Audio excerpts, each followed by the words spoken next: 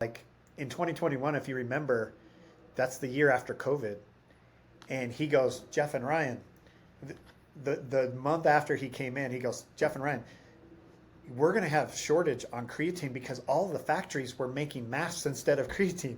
They were making these masks for the COVID vaccine, problem. And he goes, there's only 90,000 bottles of creatine left in the whole market, overseas and China and everywhere.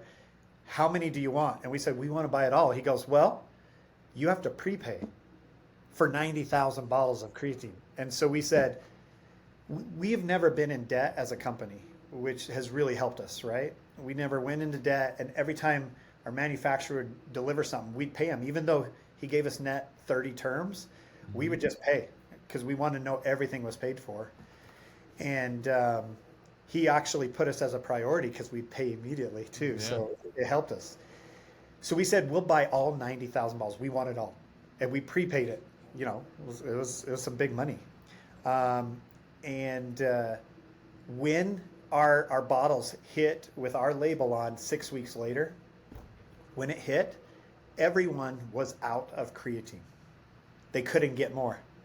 And so in one day, we called up GNC and said, we have 90,000 bottles. How many do you want? And they said, all of it. And we said, no, can't have it. And we sold them 40,000 bottles in one day.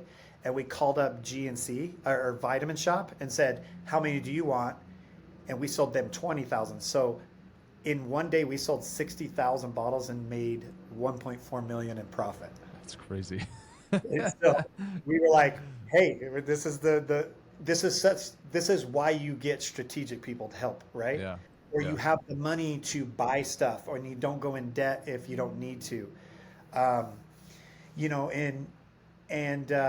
We put the rest of those bottles, the 30,000 we had remaining, we put on Amazon. And because everybody ran out of stock, we went up to the top and we were selling 500 bottles a day at full retail price. Yeah.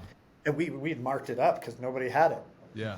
So, being in the right time, spot at the right time has always been kind of our forte, and being ready to handle certain things that come up.